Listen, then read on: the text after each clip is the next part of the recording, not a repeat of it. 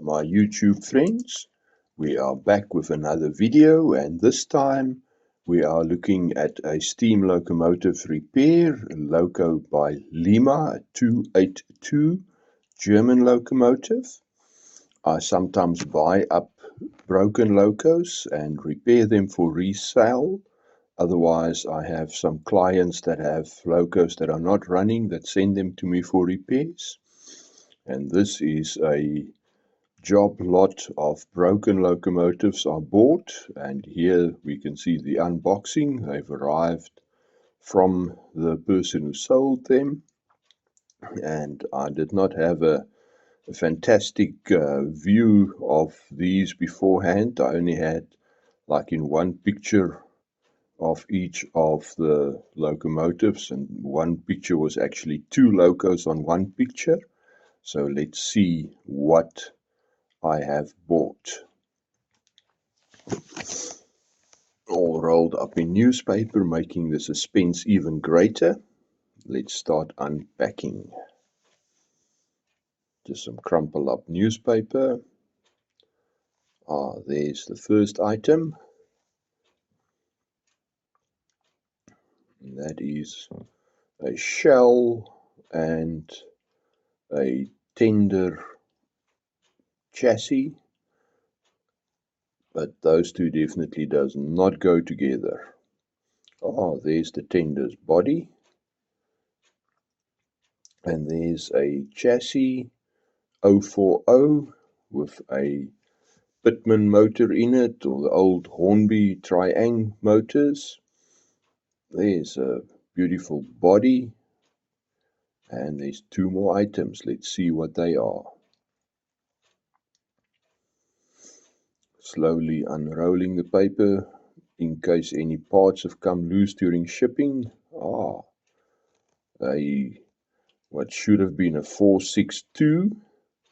Also a Triang Hornby, and from the start there's some loose wires. And let's see the last item. Make some space for it. And this is the gem that I have been looking for. Lima locos are very easy to repair if you have the spares. Let's put it on the track.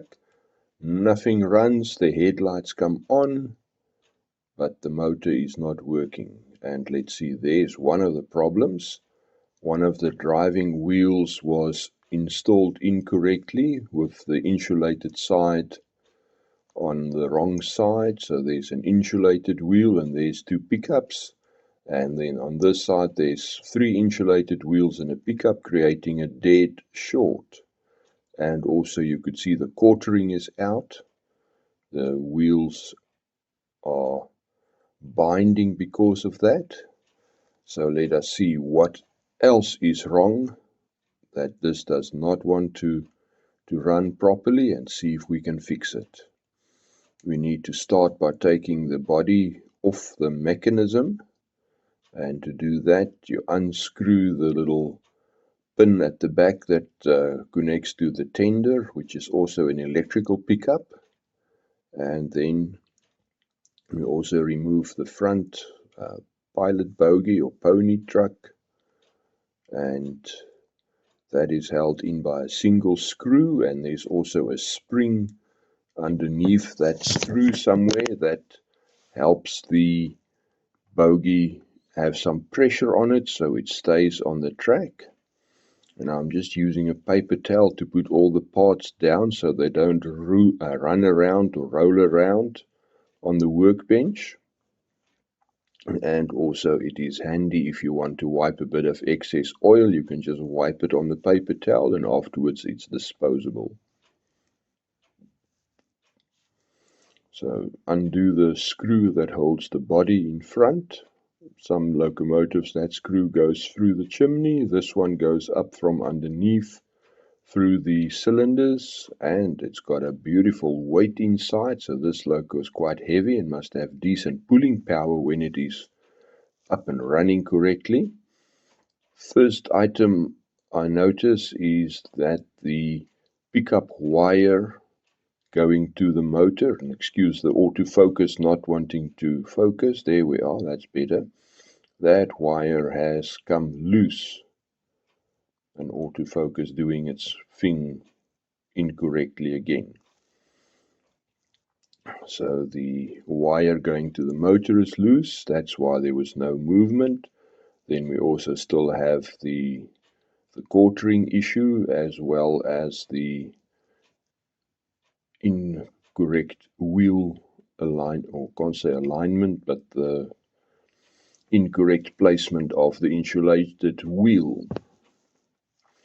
And to fix that, we need to take the cover plate off the bottom, and that is held on by a single screw still. Since the front bogie is removed, that screw also helps to hold on the cover plate, and that screw is undone quite easily, which will then give us access to all the axles. And a bit of prying and it's off, and the wheels are sitting quite tight, which was another issue that I found out later, that the wheels were all out of gauge. So the fix is to also put them into gauge with a NMRA standards gauge, and it has got two little slots in it where you fit the wheels in to see if they are tight or if they are too wide. These ones were all tight, so I re-gauged them on the axles that the difference or the distance between the two wheels are all exactly the same and fitting within that standard. And also, in order to flip that wheel around, I had to remove the connecting rods from one wheel to the next, and for that you use a very special little I can't say screwdriver, a special little tool, a 3mm tube socket, as you can see there in my hand. That fits nicely over that little screw or bolt, and it can then be undone, and you use the same little item to tighten it once again. And be very careful when you undo those that you do not lose those little screws that hold the connecting rods. They are very difficult to come by. And some locomotives you will find it is not universal. Some have pins that just push in. Others have ones that screw in, like this specific Lima loco. Others have got little slots in the head that you can undo with a screwdriver. I've also found them on a Lima loco, although I do not know if that was stock. As far as my knowledge goes, the stock Limas all were the 3mm hexagon bolts that could only undo with that little tube socket. And the tube sockets is not that difficult to come by anymore. You can actually get them in a cell phone repair kit. I got my one in I think it was sold as a jeweler's watch repair kit or something to that extent, with a lot of small screwdrivers and small Allen keys, and then 3 of these tube sockets, a 3mm, 3.5mm, and I think a 4 or a 5mm tube socket, which has become very, very handy in doing these repairs on the locos and loosening and fastening the connecting rods between the wheels. And you can also see there the wheel has got some dirt on it, the driving wheel right at the back that engages with the Lima pancake motor. And that's of course a standard. Whenever I work on a loco, the wheels get cleaned and the pickups get cleaned, etc., etc. So here we are reassembling it once the wheel had been turned around to the correct orientation, that all the insulated wheels are now on the same side. And you also need to make certain that the insulated wheels on the locomotive is on the opposite side of the insulated wheels on the tender, or the coal box, whatever you want to call it. I grew up with the term tender, meaning that is where the water and the coal are stored and fed to the locomotive, either manually through a guy shoveling it into the firebox or through an automatic stoker, which is like an auger running from the tender into the firebox. And then you can, through the different controls, have the coal being automatically fed into the firebox. Here comes a very dainty process, and that is to reattach the piston push rod and the eccentric crank.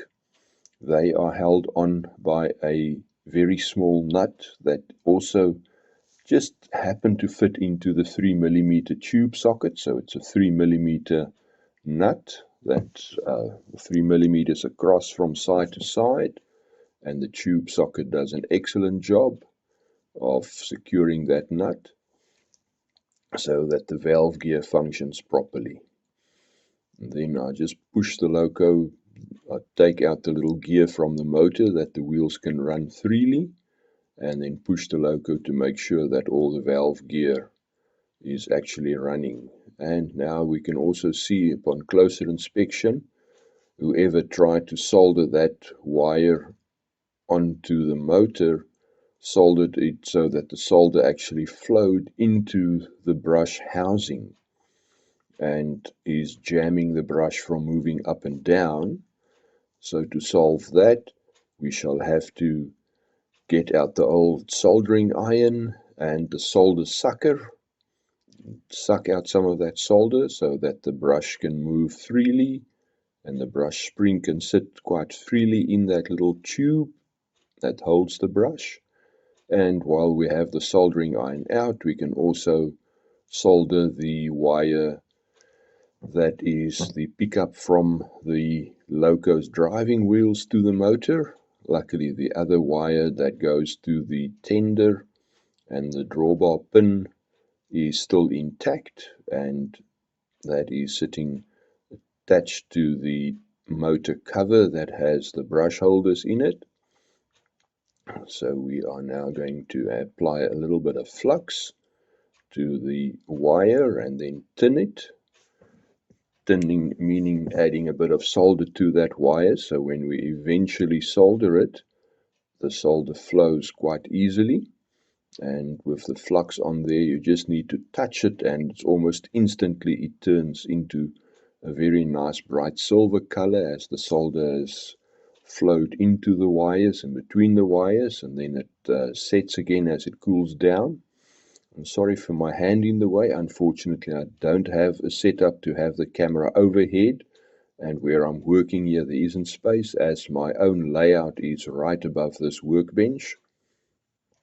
Because I have two workbenches. This one is my major workbench that I do for or use for larger work, as you can see from how untidy it is. But I know where everything is on that workbench, and it also has electrical sockets underneath so that I can power my test power supply as well as the soldering iron and whatever other electrical implements I need to use.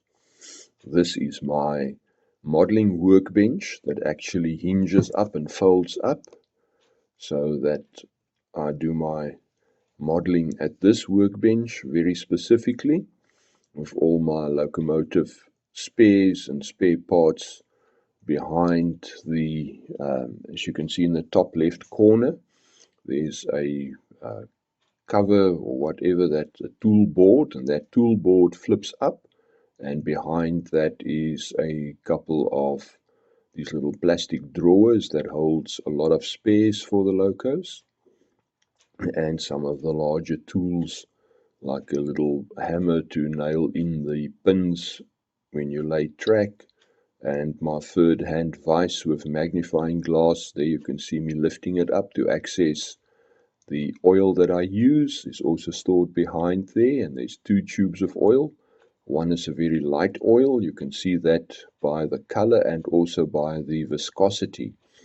As you tilt the two tubes over, the thicker oil used for gears is not flowing as quickly, so that will take a bit longer to flow across the tube, where the light oil has got a high viscosity, so it flows very easily. Then I'm reassembling the Lima motor after I've cleaned the armature with a fiberglass pencil, and then also used a plastic toothpick just to clean the little pieces between the the brass areas where the pickups run on or the brushes run on. Because if there's some dirt in between there that conducts electricity, it can cause some serious arcing inside the motor, and it may eventually cause the motor to burn out. So make sure those are clean. And now I'm tightening the screws to hold the front cover of the motor on. And they are just normal screws with a straight head, not a Phillips head. And once that is done, then we can add the brushes, which I'm doing here, just wiping the brush on the paper towel to make sure that there isn't any oil or any dirt on the front surface of the brush, dropping it in. And then comes the difficult part, and that is to insert the brush spring. I use a screwdriver to pick up that little brush spring, and not my specific tool for KD coupler springs or brush springs, because these springs are still a little bit bigger than the KD springs. And then you just bend that little tab over, and I almost made a mistake realizing that that is not the brush spring. That was the front spring for the locomotive bogie. But I found the brush spring and installed the brush, the second brush, and now let us put that in, bend the little tab over, and see that the pressure on the armature is correct. Not too much and not too little. Of course, too much, it fouls up the armature that it doesn't move, and too little, it doesn't make contact with the armature and causes some severe arcing. Now let's put the body back together. Here is the walkways and the wings or elephant ears in the front of the loco. That's two parts that make up this loco body. And there's a piece of wire that has bent. That's the piece coming from the tender pickup at the back, the drawbar pin. So I am just removing that little piece that is excess and not necessary by just cutting it off with the side cutter, and now that walkway fits perfectly. A little wire for the pickup is also taken out of the way, that there's enough clearance for the weight, and then we fit the body,